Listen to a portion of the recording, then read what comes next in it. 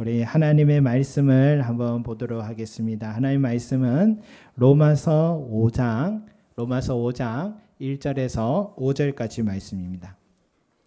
로마서 5장 1절에서 5절까지 말씀입니다.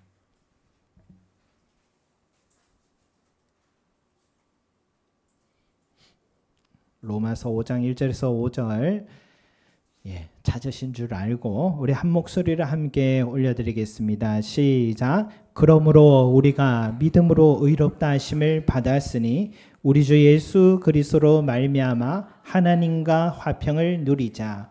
또한 그로 말미암아 우리가 믿음으로 서 있는 이 은혜에 들어감을 얻었으며 하나님의 영광을 바라고 즐거워하느니라.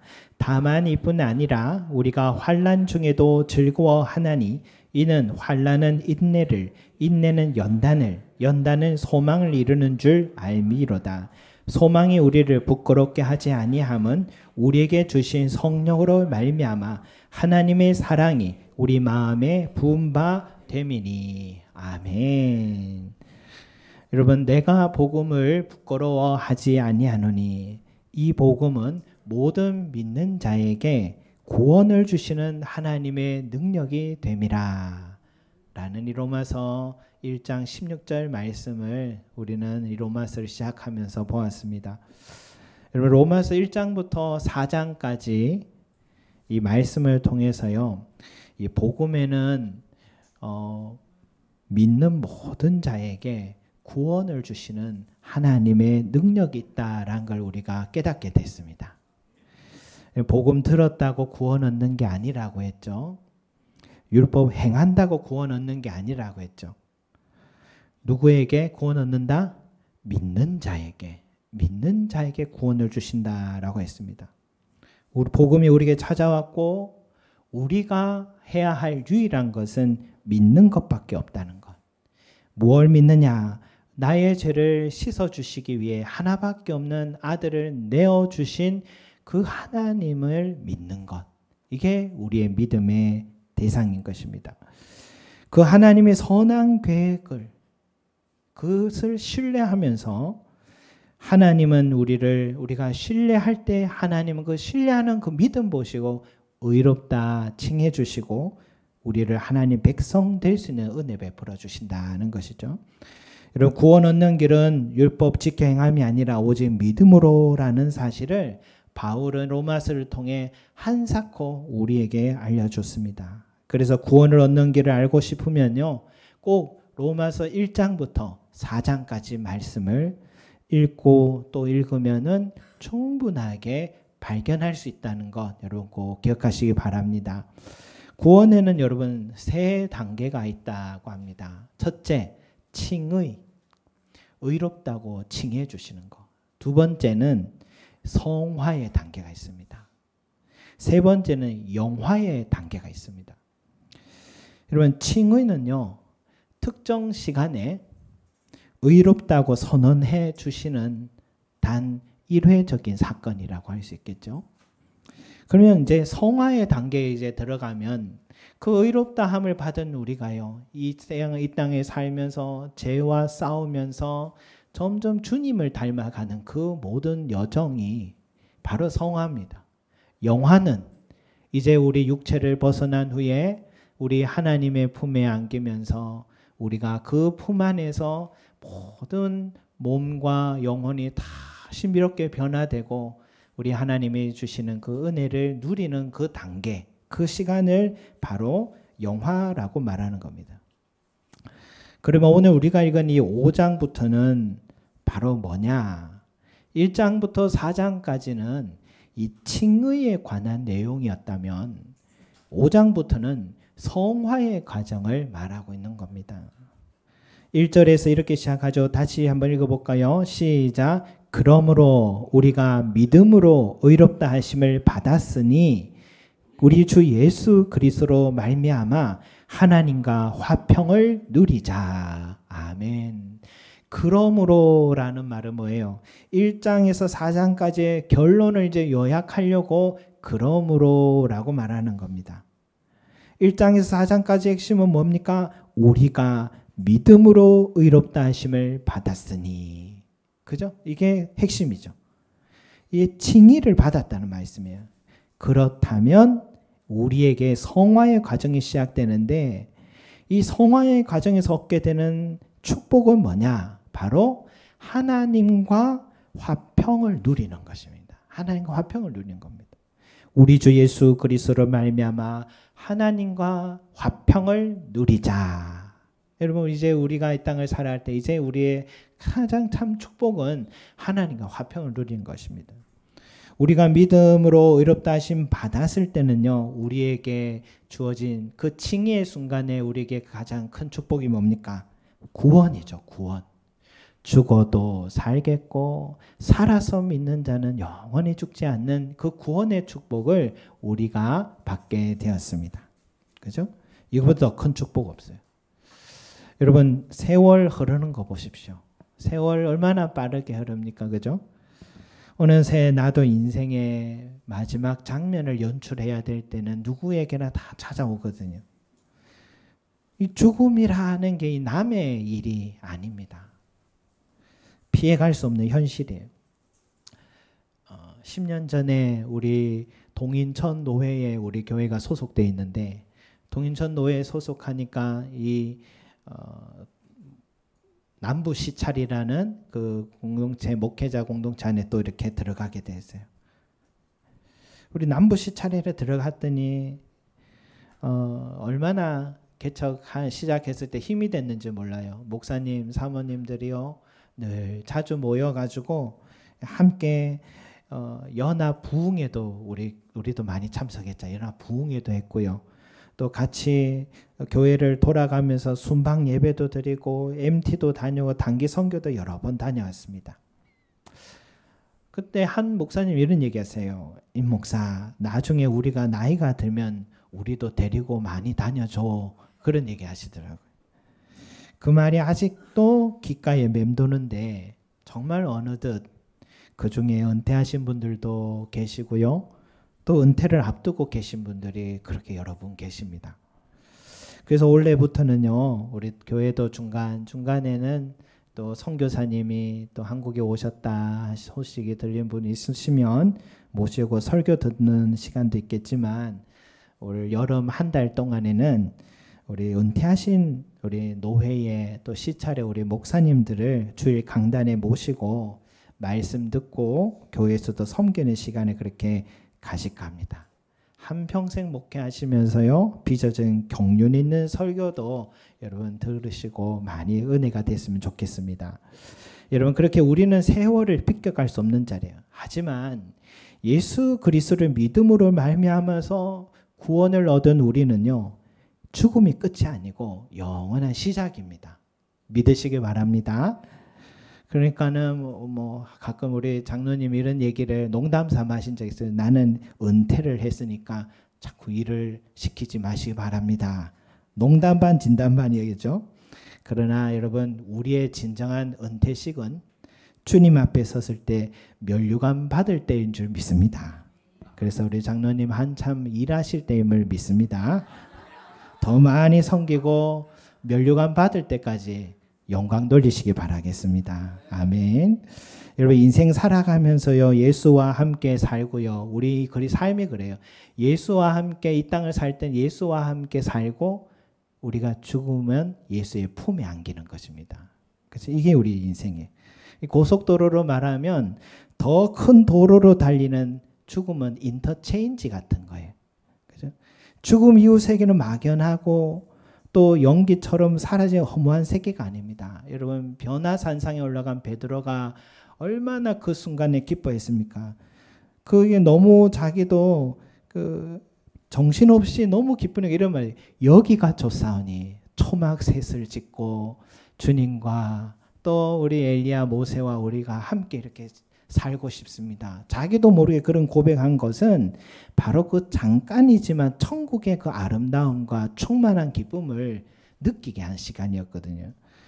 여러분 이 땅을 살 때는 거울을 대하는 것처럼 희미합니다. 그러나 그곳에 가면 얼굴과 얼굴을 보는 것처럼 온전한 모든 영역이 온전해지게 되는 그러니까 여러분, 우리가 믿음 하나만으로 어렵다고 구원받은 것이 얼마나 큰 축복인지 우리는 기억해야 되고요. 우리 인생의 가장 큰 축복은 구원받았음을 믿으시기 바랍니다. 그것만으로도 우리는 평생 찬송해야 됩니다. 그리 아니하실지라도 감사해야 되는 이유는 구원받은 것이 너무 크니까 내 기도 안 들어주셔도 그것만으로는 감사해야 되는 거죠. 그러나 여러분, 천국 가게 되는 구원이라는 것은 또 한편으로는 미래의 일이잖아요. 미래에.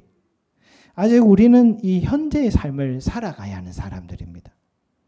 예수를 믿는다는 것은 여러분, 미래의 구원받기만을 위한 것이라면 이 현재의 삶은 좀 무기력해질 뿐이에요. 예수를 믿었는데 여전히 돈도 벌고요, 살림 살아야 되고요, 자식도 키워야 되고요, 고된 노동으로 땀을 흘려야 하고요, 지인과 친척이 경조사가 있으면 또 챙겨야 되고요, 내 자식도 시집장가 보내야 되고요, 육체의 질병, 정신적 질병을 맞았을 때는 대처해야 되는 현실을 살아가야 합니다. 이런 현재의 삶을 외면한 채 미래에 받을 구원에만 우리가 집착한다면 그게 뭐냐? 그게 구원판 거예요. 종말론에 집착하는 사이비가 바로 그런 거예요. 여러분, 우리 교단의 보수 신학을 또 견지하고 있잖아요. 근데 이 보수 신학은요, 이 칭의와 영화에 관심이 많습니다. 칭의와 영화에 관심이 많아요. 근데 또 진보 신학 쪽에서는 어디에 관심이 있을까요? 성화에 관심이 많습니다. 성화에. 참된 신앙은 뭘까요? 칭의와 성화와 영화 모두 균형 있게 세워가는 게 참된 신앙입니다. 그래서 바울은 예수 믿음으로 어렵다함 받은 것은 이 과거의 칭의와 미래의 구원의 은혜뿐만 아니라 오늘을 살아가는 저와 여러분의 현재의 삶, 즉 성화의 과정에서도 큰 영향력을 미친다고 말해주고 있어요. 그게 바로 뭐냐? 하나님과 화평을 누리는 거. 하나님과 화평을 누리며 살아가는 삶. 하나님과 화평을 누리자. 여러분, 바울의 이 말에는요, 두 가지 의미가 있습니다. 첫째는 예수를 믿음으로 말미암아 주님의 희생의 피로 말미암아 하나님과 우리 사이에 갈라졌던, 죄로 인해 갈라졌던 관계를 다시 예수의 십자가로 통해서 화평을 맺는다, 이런 의미가 있고요. 또 하나는 우리가 이 땅을 살아가는 성화의 과정에서요, 우리 마음과 삶에 누리게 될 화평, 이걸 말해요. 평안, 이걸 말하는 겁니다. 같은 말이에요. 화평, 평안, 평화. 성경에는 같은 뜻이에요. 여러분, 이 시대 모든 사람들이 가장 몸부림치면서 갈구하는 단어가 뭡니까? 평안입니다. 평안. 그죠? 여러분, 나의 아저씨라는 참 아름다운 드라마가 있잖아요. 그 드라마의 마지막에 이런 문구가 있어요. 지안, 평안함에 이르렀는가. 그 드라마의 끝 주제가 그거예요. 지안, 평안함에 이르는가. 우리 삶의 가장 우리가 바라고 갈구하는 부분은 평안이라는 겁니다. 이스라엘 사람들은 항상 샬롬이라고 인사를 해요. 샬롬은 평안이라는 뜻입니다. 우리 서로 한번 인사 한번 해볼까요? 샬롬 하고 한번 인사해 보겠습니다. 샬롬, 샬롬. 예, 우리 교회에 오시면은 샬롬이라고, 평안이라고, 주님의 평안이 함께 하시기를 원합니다, 이런 뜻입니다. 예. 우리 박영란 주사님 감사합니다. 평안하시기 바랍니다. 여러분, 얼굴은 이 마음의 거울이라 하잖아요. 여러분, 서로 얼굴을 보면 평안해 보이십니까? 그죠? 그래도 주일에는 또 예쁜 옷 입고 화장하고 얼굴에 또 분도 좀 바르고 하면은 평안해 보입니다. 평안해 보이지만 중요한 것은 내 마음이 평안해야 돼요. 한 주간 이렇게 생활이 살아보면 쉽지가 않아요. 어려움은 또 한꺼번에 찾아와요. 집집마다 근심 없는 집 없어요. 자식 농사 다 끝났다 싶어도 다 수고하고 이제 나는 쉴 날이다 싶으면 내 건강에 빨간불이 찾아와요. 내 집 마련했다 싶어도 유지할 사업장과 직장에 빨간불이 찾아와요. 시집 장가 보내면 이제 걱정 안 해도 되겠지 했는데 손주 낳았다고 또 봐달라고 해요. 여행 다녀오면 좋을 것 같아도 그때뿐이에요. 평안을 찾아 기도원도 가보고 템플스테이도 가보고 피정을 다녀와도요. 내가 기대한 평안은 찾을 수가 없어요. 왜냐? 그곳엔 평안이 없기 때문입니다. 그곳에는 평안을 줄 수가 없기 때문에. 요즘 세계 대부호가 일론 머스크잖아요. 근데 그 세계적인 기업을 만들었으면 만족할 것 같은데 이제는 정치까지 뛰어들어서 기업에서 해고하고 구조조정하던 실력으로 국가 공무원들을 구조조정하고 해고시키는 그 일을 보면서 참 그 사람들이 그 나이에 해고되면 무엇하고 살아야 할지 참 관심이 있을까 그런 생각해 봤습니다. 사람은요 다 가져서 평안 얻지 못하는구나. 역사적인 가장 대부호는 솔로몬일 것인데 솔로몬은 마지막 자기의 고백이 헛되고 헛되다. 헤아릴 수가 모든 수고 헛되다 그랬잖아요. 그 사람 눈에 좋은 거 원하는 마음에 원하는 거 다 가져봤는데 평안을 얻지 못했던 것이죠. 그러면 어디에서 평안을 이룰 수 있는 길은 어디에 있느냐? 평안에 이르는 길은 무엇이냐? 바울은 이렇게 말합니다. 우리 주 예수 그리스도로 말미암아 하나님과 화평을 누리자라고 말씀하셨어요. 여러분 우리가 그렇게 찾는 그 평안은요. 예수 그리스도를 믿음으로 말미암아 하나님께서 주시는 평안이다라고 하는 것입니다. 그래서 찬송에 그런 찬송 있죠. 평화 평화로다 하늘 위에서 내려오네 그 사랑의 물결이 영원토록 내 영혼을 고이 사네. 여러분 칭의로 인해 구원받은 것도 뭐로 얻는다고요? 믿음으로 얻듯이 성화의 가정에서 평안함도 뭘로 얻느냐? 믿음으로 얻는 것입니다. 이건 정말 귀한 소식이에요. 오늘날 그리스도인들이 이 사실을 잊고 살아갑니다. 예수 그리스도를 믿음으로 구원받았다는 사실에만 이 믿음을 적용하고요. 내 현실의 삶을 살아가는 일에는 믿음을 사용하지 않아요. 내 힘으로 자꾸만 살아나려고 애를 쓰는 거예요. 그러니까 어때요? 이 세상을 내 힘으로 살려고 하니까 몸도 힘들고 마음도 힘들고 가는 길이 다 불편한 거예요. 믿음을 사용하지 않아서 내 삶에 아무런 능력이 나타나지 않으니까 정신없이 살다가 지친 모습으로 이렇게 주일이어서 예배드리러 오니까 여러분 은혜는요 주일날 교회에서 나타나는 게 아닙니다. 주일도 말씀을 깨닫는 은혜를 받지만 진정한 은혜는 어디서 받느냐면 월요일부터 토요일까지 여러분의 삶 속에서 나타나는 거예요. 어떻게? 믿음으로 얻는 거예요. 여러분 내게 있는 모든 것을 아낌없이 바치네 라고 우리 찬송하지만 정말 그렇습니까? 솔직히 아깝지 않아요? 내가 어떻게 일하며 번 돈인데 시간을 들인다고? 요즘 시간당 벌 수 있는 돈이 얼만데 내 재능을 들인다고? 다른 사람도 들이지 않는 내 재능 왜 나만 들여야 돼? 저는 이런 생각하는 사람이 이상하지 않다 생각합니다. 저도 그런 생각 많이 해봤거든요. 하지만 여러분 그런 생각할 수밖에 없는 이유는요. 이 현재의 삶을 살아갈 때 내 힘으로 살려고 했기 때문인 거예요. 내 힘으로 살았으니까 힘겹게 얻은 소득이고요. 내 힘으로 개발한 재능이기 때문에 그저 드리기가 힘이 들고 손해보는 것 같아요. 그러나 믿음으로 평안과 화평을 얻은 사람은 그렇지 않습니다. 룻이란 여인을 보십시오. 이방 여인인데 하나님이 나의 하나님이십니다. 어머니의 하나님이 나의 하나님이십니다 하고 믿음의 고백 들으니 베들레헴 땅에 하나님 날개 아래에 들어와 믿음으로 하루를 출발을 해보니까 그때부터요 발을 딛는 곳마다 돕는 자들을 붙여주세요. 과부로 왔는데 가장 그 땅에 가장 큰 부호 보아스를 만나서 결혼도 하게 해주시고 가정의 안정도 주셨어요. 자식을 낳았더니 다윗의 증조 할아버지 오벳이었어요. 그 집안에 예수 그리스도가 나왔어요. 그래서 예수님의 족보에 계보에 모압 여인 룻이란 여인이 함께 있어요.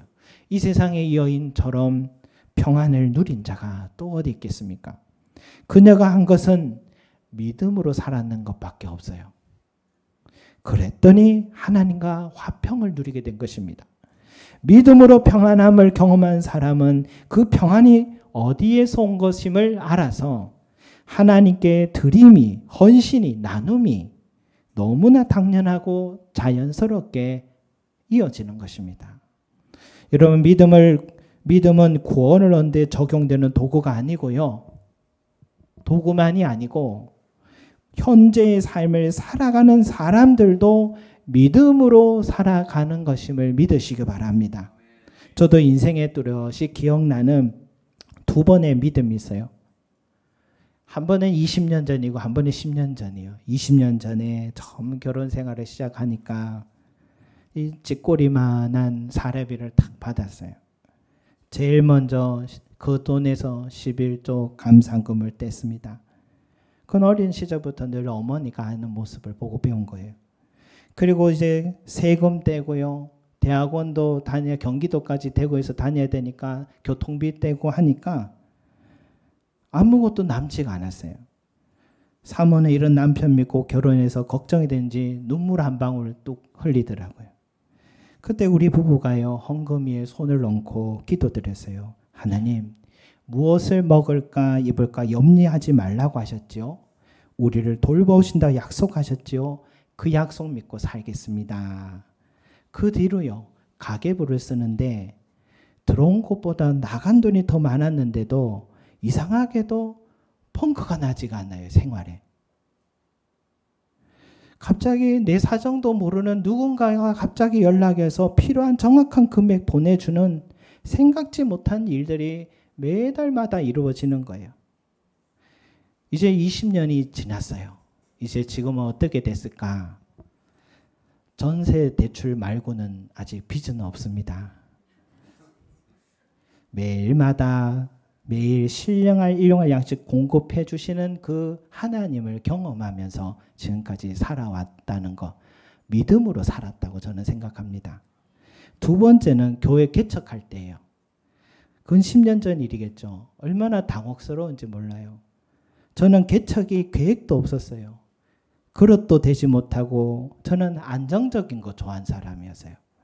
함께 할 사람도 없고요. 물질도 없고 계획도 없고 무엇보다 자신도 없었어요. 그때 우연히 제가 읽은 두 권의 책이 있었는데 예수원이라는 대천덕 신부님의 삶의 일대기, 또 하나는 조지 뮬러 목사님의 5만 번 응답받은 기도, 이 책을 두 권을 이렇게 읽다가 보았는데 두 분의 그 특징이 뭐냐면 어떤 하나님의 일에 있어서 어떤 후원도 요청하지 않고 필요한 것은 하나님께만 구하는 삶으로 살았더라고요. 그런 조지 뮬러 목사님의 경우는 그의 평생 1만 명 이상의 고아들을 양육하였다 합니다. 수많은 또 선교사님들을 후원했다 합니다. 성경책을 배부하는 사역했습니다. 그 당시 돈으로 한 해에 4,400파운드가 한 해에 지출됐는데 그 돈을 오늘날로 환산하면 한 해에 440억이 그 금액이 지출됐다고 합니다. 그 모든 것을 기도함으로 믿음으로 이루었다고 그는 고백하는 일기를 보았어요. 그 이야기를 보면서 저는 이렇게 생각했어요. 이게 정말 가능하긴 할까? 사람에게 도움 요청해야지 되지 않을까? 사람이 몰라도 하나님께 기도하면 정확한 금액 지원해 주신다고? 그걸 저도 믿기란 여간 쉽지가 않았어요. 하지만 믿음으로 시작해 보기로 했어요. 또 믿음으로 할 수밖에 없는 상황이었어요. 그 어느 누구에게도 또 요청하지 않고 필요한 것 나도 하나님께 구하며 해보자. 그게 제 인생에는 믿음의 결단이었습니다. 그 믿음의 결단이 있은 후부터요, 하나님께서 일하기 시작하는데, 성도들의 개인의 사정으로 교회를 진행하면서 또 교회의 자리가 비우게 되면 어김없이 그 자리에 하나님이 누군가 또 그 자리에 앉혀놓아서 예배를 또 진행하게 하세요. 또 한 달 재정이 분명히 바닥 났어야 하는데 저도 인지하지 못했는데 나중에 재정을 정리하다 보면은 근데 하나님이 그 순간에 미리 필요한 만큼 다 채워놓았다는 것을 알게 되었어요. 그리고 이제 우리 교회도 만 10년이 이제 지났잖아요. 지금까지 주변에서 많은 사람들이 목사님 어렵지요? 라고 질문은 수도 없이 받았지만 제 입으로 교회가 어려우니 우리 좀 도와달라고 말하지 않아도 되도록 항상 축복해 주셨습니다. 성도 여러분, 이런 얘기 드리면 목회자의 기도니까 교회 일이니까 응답해 주신 거 아니에요? 그런 일은 선교 현장에서 일어난 일 아니에요. 아니에요, 여러분. 오늘 바울이 말하는 것은 모든 그리스도인들이 누려야 할 하나님의 화평을 말하고 있는 것입니다. 모든 믿는 자들이 누려야 할 평안을 말하고 있는 거예요. 믿음은 의롭다함을 얻고 구원받는 데만 적용되는 게 아닙니다. 믿음은 저와 여러분의 현실의 삶에 동일하게 적용되는 거예요. 성도들의 삶에도 자기의 계획과 의지로 살아가는 게 아니라 믿음으로 살아가는 것입니다. 여러분, 마음이 불편한 일이 있습니까? 그걸 주님께 가져오십시오. 그리고 믿음으로 주님께 도움을 구해보십시오. 안개가 걷히듯 그 문제가 해결된 현실을 보게 될 겁니다. 아무리 노력해도 늘 극복되지 않고 넘어지는 죄의 습관이 있습니까? 내 힘으로 해결하려고 하니까 번번이 넘어지고 낙심이 찾아오는 겁니다. 그 문제를 가지고요, 주님께로 나와 주여 내 힘으로 해결할 수 없는 이름을 고백하오니 주님께 맡깁니다. 도와주시옵소서 기도드릴 때 점점 나의 죄의 습관들이 줄어가는 걸 보게 되고 어느 순간 그 죄에서 해방된 내 자신을 보게 될 것입니다. 자식의 길에 염려됩니까? 그래서 잔소리가 많습니까? 남의 자식은 잘 커가는 것 같은데 내 자식이니까 사랑하니까 기대하니까 자꾸 잔소리가 끊이지 않는 것 같아요. 자식은 여러분 하나님의 것임을 먼저 인정해야 합니다. 그리고 우리는 아무것도 해줄 수 없는 부모라는 걸 또한 인정해야 합니다. 그런 후에 우리는 자녀의 삶을 잔소리가 아니라 하나님께 맡기는 믿음으로 나아가야 하는 거예요. 우리 자기 자신 한번 보십시오. 우리 부모님 시대에 우리에게 잔소리 많이 하셨습니까? 잔소리할 시간이 없었습니다. 너무 사는 게 바쁘니까. 그런데 지금 우리의 모습은 어떻습니까? 우리 하나님께서 우리의 삶을 여기까지 인도해 주시고 순간순간 인도해 주신 우리 아버지 하나님을 우리는 얼마나 체험해 왔지 않습니까? 여러분, 자식 교육은 내 힘으로 하려고 하지 말고 믿음으로, 맡김으로 하나님께 나아가시기 바랍니다. 저는 오늘 말씀 보면서 목회도 그렇게 해야겠다. 목회 현장에는요, 다양한 바람과 기대들이 있어요. 이런 교회, 저런 교회가 돼야 합니다. 이런 목회자, 이런 성도들이 왜 없는 것입니까? 그래도 우리 교회는 사람이 많지 않아가지고 각자의 소리가 별로 많지 않지만 참 규모 있는 교회 목사님들이요, 젊은 목사님들이 들어가셔서 사역하다가 영적으로 육적으로 탈진을 정말 많이 하게 되는데 바로 이런 이유 때문 같아요. 하지만 오랜 목회 속에서 깨달은 목사님들은요, 교회에 갈등과 분쟁과 문제가 생기면 전에는 그 문제를 내가 해결하려고 막 뛰어갔대요. 그러면 문제는 점점 더 커졌대요. 근데 지금은 그 문제가 있으면 그 문제 가지고 하나님께로 달려갔대요. 그러면 하나님께 믿음으로 맡기면 어느새 그 문제들이 해결되어 있는 것을 경험한다고 그렇게 말씀한 것을 봅니다. 여러분, 이것이 믿음인 줄 믿습니다. 이런 믿음으로 목회하고요, 이런 믿음으로 부모의 역할을 감당하고요, 이런 믿음으로 삶을 살아가는 사람들은 믿음대로 하나님께서 화평케 하여 주시고 평안함에 이르게 해 주시는 것입니다. 여러분 이 말씀 들으면요, 아직까지 내 마음에 이런 갈등이 있을 수 있을 것 같아요. 정말 그럴까? 믿음으로 하나님께 맡기면 정말 하나님이 해결해 주실까? 진짜 하나님 살아계시나? 그때 어떤 분이 생각할 거예요. 그래, 그 성경 말씀 믿고 나도 한번 믿음으로 한번 맡기면 살아가 보자. 이렇게 생각하는 분도 계시고, 또 어떤 사람은 난 아직도 믿어지지가 않아. 믿을 수 없어. 내 경험으로는 받아들일 수 없는 말이야. 여러분 어떤 선택하든지 그건 자신의 몫이에요. 하지만 하나님은 분명히 약속하셨습니다. 믿음으로 구원받은 사람은요, 이 땅을 살아갈 때도 오직 믿음으로 사는 것이다.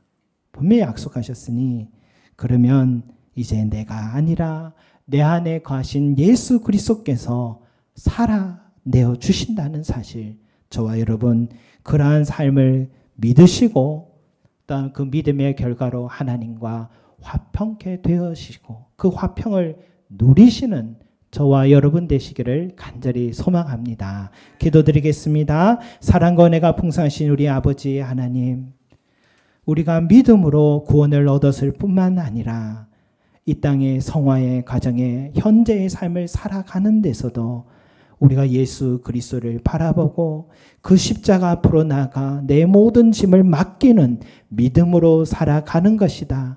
그렇게 하면 예수 그리스도로 말미암아 하나님과 화평을 누리게 된다고 오늘 귀한 말씀을 우리에게 들려주셨습니다. 주여, 우리가 이 사실을 잊지 않게 하여 주시옵소서. 믿음은 구원 얻는 데만 적용하지 말게 하여 주시고, 오늘 하루에 살아가는 주여 번민과 근심과 두려움과 낙심과 찾아오는 문제와 고난 속에 대할 때도 믿음으로 나가게 하여 주시옵소서. 맡기게 하여 주시옵소서. 믿음으로 맡기고 화평 누리는 삶이 되게 하여 주셔서 예수 그리스도 안에 참으로 충만한 삶을 살아가는, 주여 이 땅을 살아가면서도 천국을 누리는 우리 귀한 성도들이 될 수 있도록 은혜 더하여 주시옵소서. 감사드리며 예수 그리스도 이름으로 기도드립니다. 아멘.